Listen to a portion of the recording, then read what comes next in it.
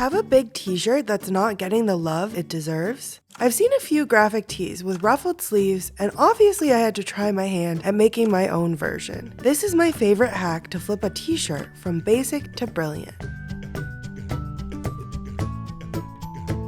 I got this t-shirt at a local thrift store. The design is fun, but I probably won't wear it as is. Here's what you do.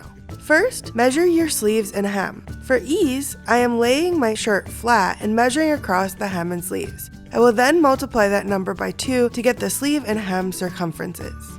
Next, decide how long you want your ruffles to be. I want my hem ruffle to add about 10 inches and my sleeve ruffles to add about 5 inches. From there, you can calculate how large your fabric pieces will need to be.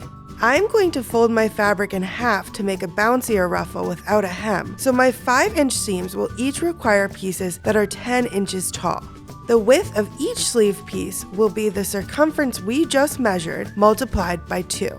My 10-inch bottom ruffle will be 20 inches tall and 2 times the circumference wide. Depending on what the width you need is, you may have to piece together multiple cuts of fabric to make your hem ruffle. For me, it seemed to make the most sense to do it as 3 separate pieces that I sewed together.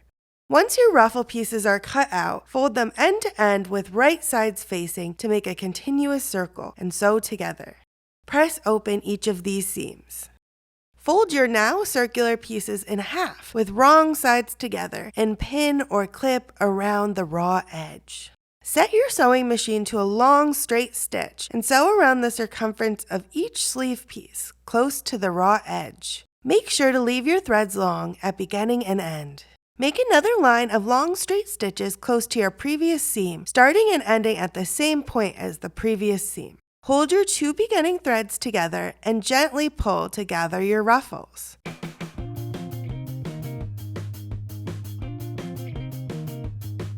Once it seems about the size you need, measure to confirm it's the same circumference. Repeat the last few steps for your hem piece as well.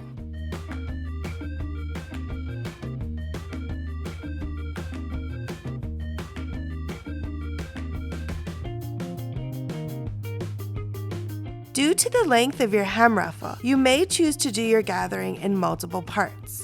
Because I sewed 3 pieces of fabric together to make this ruffle, I used those seams as a guideline to begin and end my gathering stitches.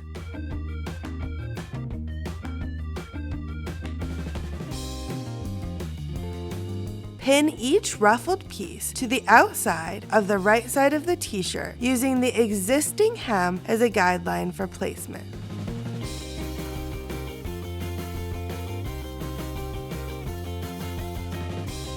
Shorten your stitch length and sew into place, backstitching at beginning and end. Sew slowly, being very careful not to accidentally gather your t-shirt sleeves or shift pieces out of place.